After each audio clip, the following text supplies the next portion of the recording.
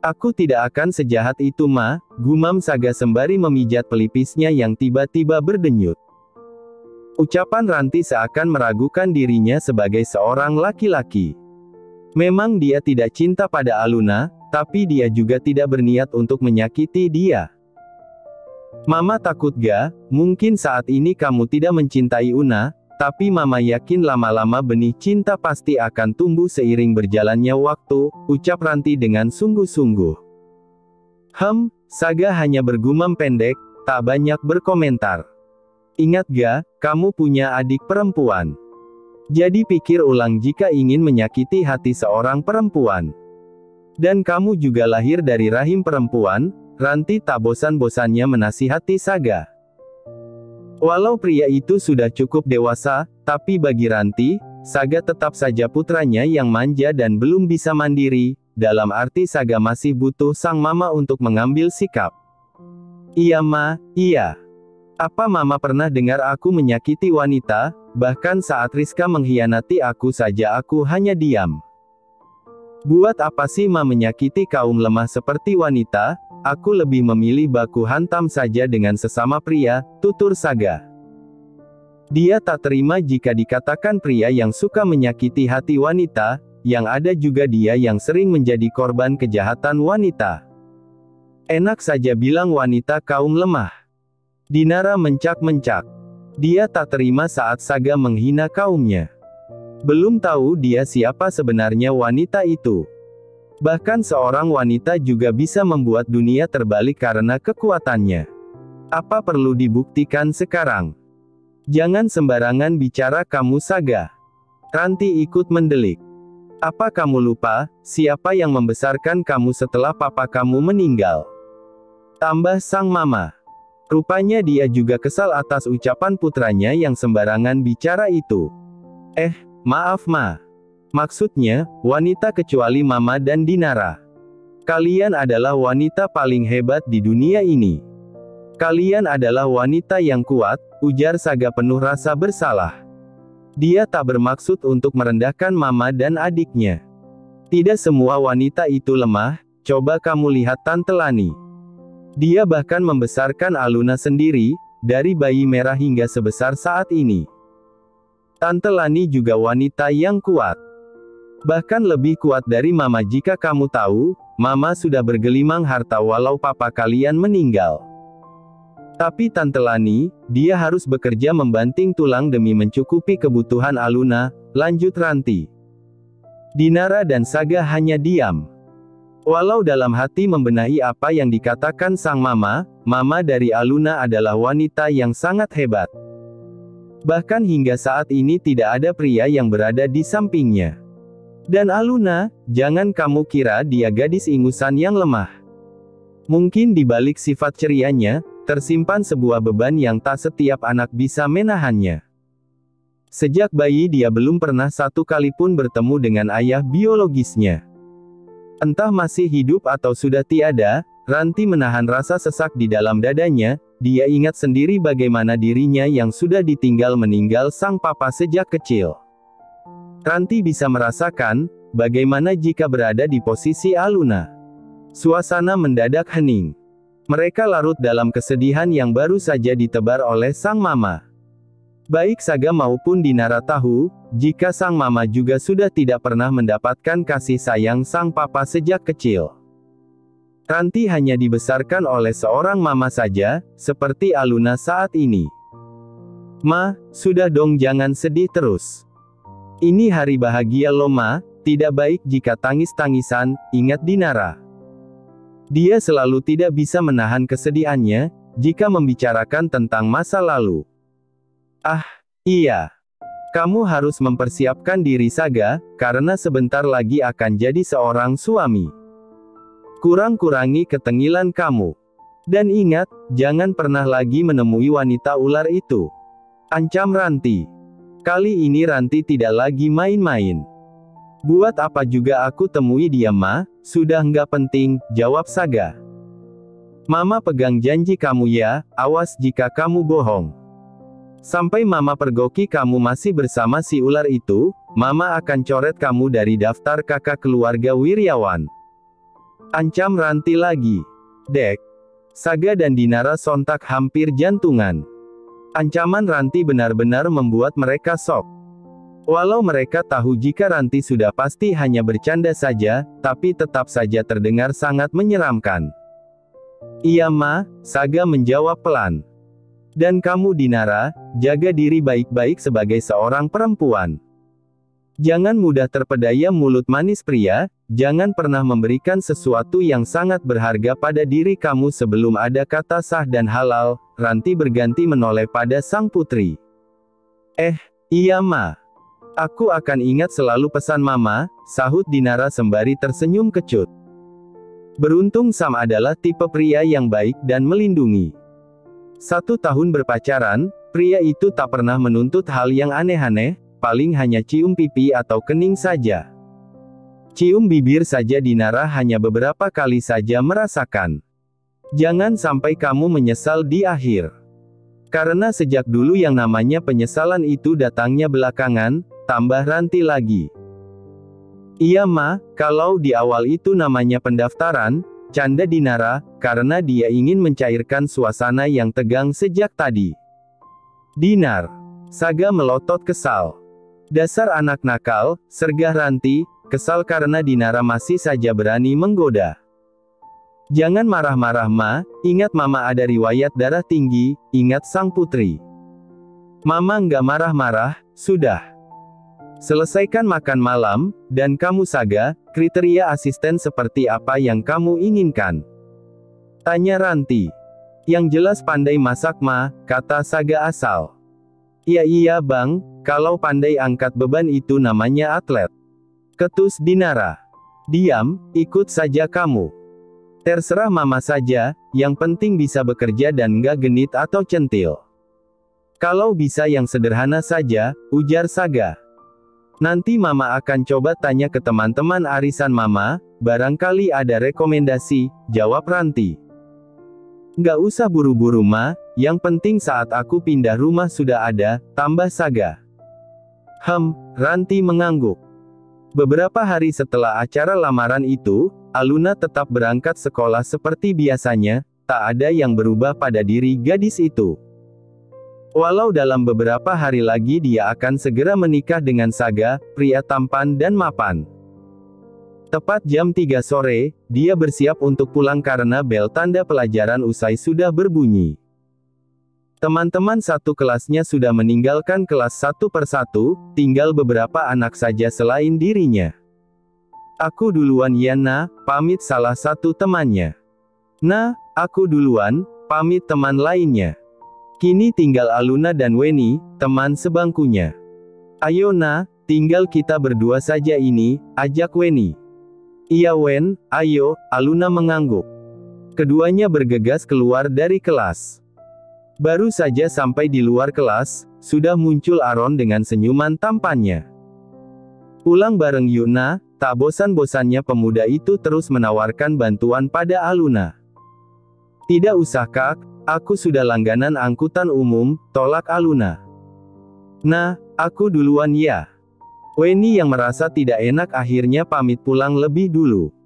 Mana enak jadi obat nyamuk di antara mereka. Mending pulang dan rebahan di rumah. Tunggu aku Wen, Aluna mencoba menahan. Kamu bareng Kak Aron saja. Bye, Kak titip sahabatku ya. Ucap Weni sambil berlalu. Tentu saja, kamu tunggu di depan ya Nah, aku ambil mobil dulu. Aron bergegas pergi tanpa menunggu persetujuan dari Aluna. Demi bisa mengajak sang pujaan hati pulang bareng, dia rela bawa mobil ketimbang motor. Aron pikir, Aluna pasti akan mau dia ajak pulang bareng jika dia membawa mobil. Dengan wajah kebingungan, Aluna berjalan menuju ke jalan depan sekolah. Dan dia kaget saat mendapati Saga sudah berdiri di samping mobil mewahnya. Ada apa sih Om ke sini? Seandainya saja Saga tidak tahu kemunculannya, sudah pasti dia akan menyembunyikan diri saja. Rasanya malas sekali harus bertemu dengan Saga. Hei bocil, ke sini! Teriak Saga sembari melambaikan tangan pada Aluna. Dengan malas gadis cantik itu mendekati Saga. Dan dia mulai bingung, bagaimana dengan Aaron, dia bahkan sedang mengambil mobilnya demi bisa mengantar dirinya. Ada apa Om, kenapa ada di sini? Tanya Aluna dengan wajah kesal. Kenapa jutek banget wajah kamu, nggak suka melihat aku ada di sini? Saga menatapnya tajam. Baru kali ini ada kaum Hawa tidak suka melihat kehadirannya. Benar-benar menyebalkan. Tak berapa lama terdengar suara mobil yang mulai mendekati mereka, dan berhenti. Ternyata mobil Aaron, pemuda itu menurunkan jendelanya, dan menyembulkan kepalanya. Nah, ayo aku antar pulang, ujar Aaron. Matanya melirik kesal pada Saga. Una pulang sama aku, kami ada urusan penting, ketus Saga sembari tersenyum sinis pada Aaron. Aku yang lebih dulu bilang sama dia Om, jangan suka menyerobot antrian, geram Aaron. Aluna hanya diam, dia merasa bingung karena menjadi rebutan dua orang pria tampan ini. Nah, siapa yang kamu pilih? Tanya Aaron. Kedua pria itu menatapnya, menunggu dia mengambil keputusan. Pilih apa Kak? Aluna balik bertanya. Kamu mau pulang sama siapa? Tanya Aaron lagi.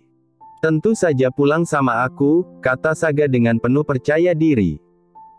Percaya diri banget Om. Maaf, Una seleranya bukan Om. Aaron tertawa geli. Seolah menertawakan Saga yang tidak tahu diri. Tanya saja pada Una, dia pilih siapa? Ujar Saga. Nah, Aaron menatap gusar pada Aluna. Kenapa ucapan Saga begitu percaya diri sekali? Maaf Kak, bukannya menjawab, Aluna hanya meminta maaf pada Aaron dan hal itu membuat Aaron kecewa. Saga tertawa penuh kemenangan, dia melipat kedua tangannya di depan dada. Lalu membuka pintu depan, menyuruh Aluna masuk. Masuk nah, kita harus mencari cincin, titah Saga. Hah, cincin? Baik Aluna atau Aaron sama-sama kaget. Ayo nah, kita harus cari cincin.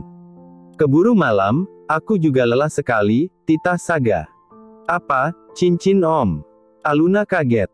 Cincin apa? Aaron ikut kaget. Apa maksudnya cincin, buat apa? Benak pemuda itu dipenuhi pertanyaan yang tak bisa dia jawab sendiri.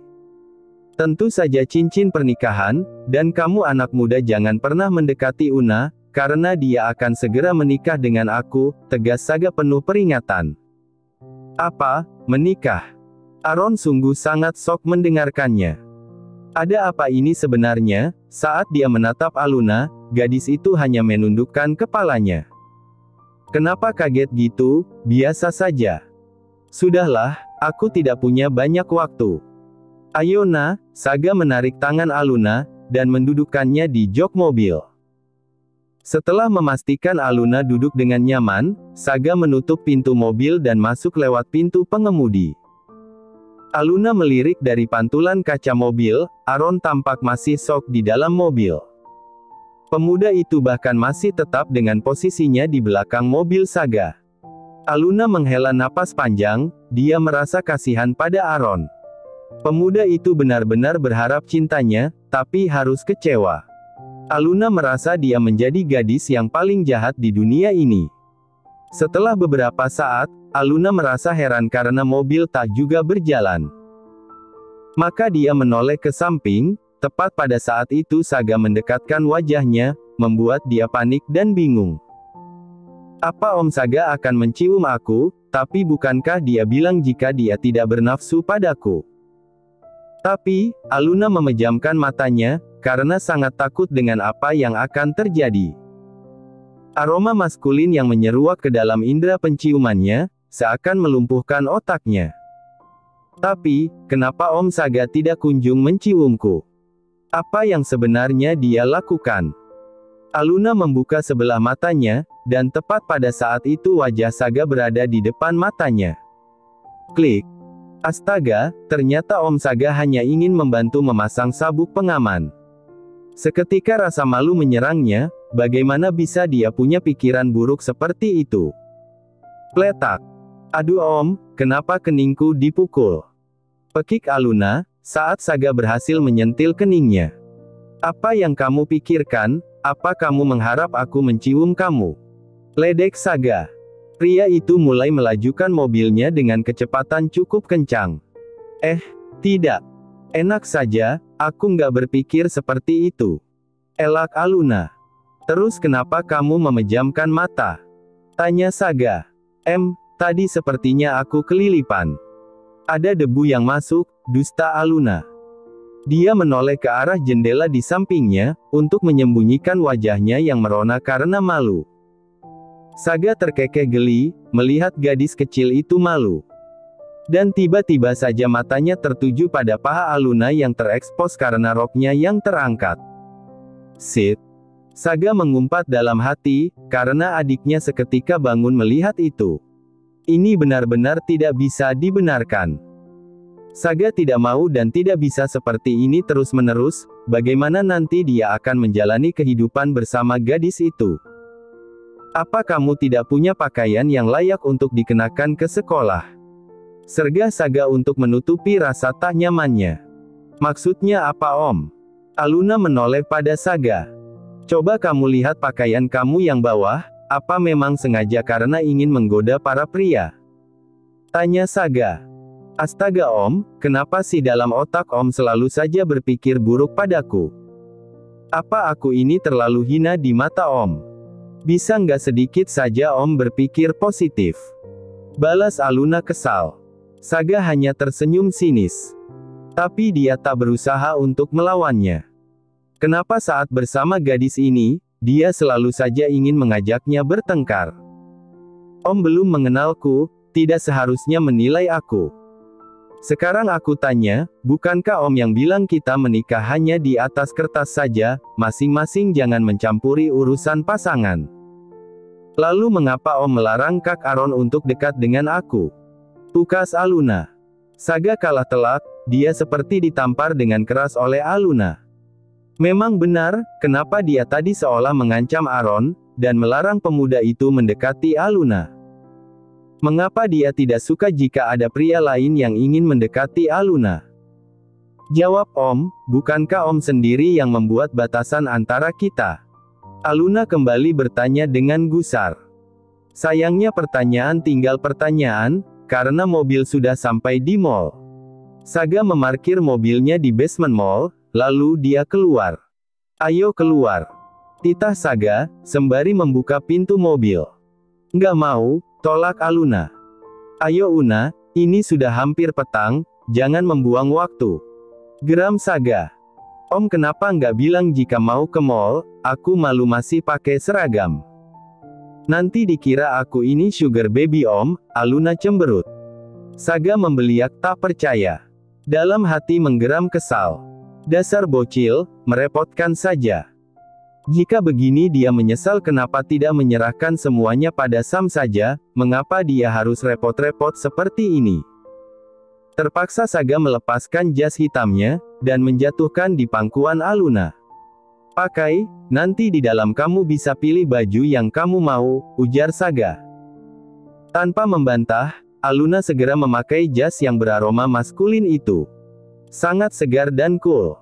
Karena ukuran tubuhnya yang mungil, jas itu memakan hampir separuh tubuhnya. Bahkan panjangnya menyamai panjang rok yang dia pakai. Ayo. Dengan kesal Saga menarik tangan Aluna, dan menyeretnya pergi dari parkiran mall. Om, pelan-pelan Om, aku bisa jatuh nanti, rengek Aluna. Karena langkah kaki Saga yang cukup lebar sangat membuat dia kewalahan mengimbangi. Berisik. Sergah Saga. Kita tinggalkan perdebatan antara pasangan beda usia itu, dan kita menuju ke Lani yang baru saja selesai menyelesaikan waktu kerjanya. Tepat jam 4 sore, dia sudah keluar dari pabrik. Setelah bersih-bersih, dia segera keluar dari pabrik. Seperti biasa berdiri di bahu jalan, tepat di depan area pabrik sembari menunggu angkutan umum langganannya yang lewat. Iseng dia membuka ponsel sembari menunggu angkutannya datang. Ternyata ada chat dari sang putri. Ma, aku pulang telat. Om Saga mengajak aku cari cincin. Lani tersenyum lega. Iya sayang, jaga diri baik-baik ya. Jangan nakal, balas Lani. Tin, tin. Lani dikagetkan oleh suara mobil yang berhenti di depannya. Wanita cantik itu membangkitkan kepala dan mendapatkan Riko yang sudah tersenyum di dalam mobil. Ayo Lan, aku antar, pria tampan itu menawarkan diri. Pak Riko, tidak usah repot-repot Pak. Biar saya tunggu angkot saja, seperti biasanya, Lani selalu berusaha menolak. Dia tak enak jika harus menerima bantuan dari atasannya itu. Tak mau jadi bahan gosip di pabrik ini. Lani, ayolah. Apa kamu takut aku berniat jahat sama kamu? Tanya Riko bernada gemas. Harus bagaimana lagi cara yang dia lakukan, supaya wanita pujaannya bisa luluh hatinya? Lani merasa kasihan, melihat wajah Riko yang sangat kecewa. Apa dia terlalu jahat, dan terlalu berpikiran buruk pada pria baik ini? Hingga akhirnya dia menghela napas panjang. Baiklah Pak, kali ini saya mau Bapak antar, ujarnya akhirnya. Yes. Riko berteriak penuh kebahagiaan. Dengan semangat dia membuka pintu mobil dari dalam. Ayo masuk Lan, ajak Riko. Terima kasih Pak. Lani masuk dan duduk tepat di sebelah Riko. Pakai sabuk pengamannya Lan, titah Riko dengan lembut. Iya Pak, dengan patuh Lani memasang sabuk pengaman. Dan perlahan mobil mulai berjalan meninggalkan area pabrik. Makasih ya Lan, sudah mau menerima ajakan aku, ucap Riko di sela fokusnya pada kemudi. Sama-sama Pak Riko, seharusnya saya yang harus berterima kasih karena Bapak sudah mau mengantar saya, ujar Lani sembari tersenyum tipis. Kasihan juga, sekian lama selalu menolak kebaikan dari Riko. Bisa nggak jangan terlalu formal jika di luar pabrik? Aku rasa usia kita tidak beda jauh bukan?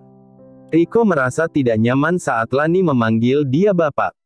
Kesannya dia sudah sangat tua saja. Lalu saya harus panggil apa Pak? Apa tidak apa-apa memanggil selain Bapak? Secara saya cuma bawahan Pak Riko, tukas Lani malu-malu. Atasan dan bawahan jika ada di kantor. Saat di luar seperti ini, sudah lain lagi ceritanya. Panggil saja Mas, atau sayang juga boleh, canda Riko. Sontak saja Lani tersedak salivanya sendiri mendengar candaan yang baru saja dilontarkan oleh Riko.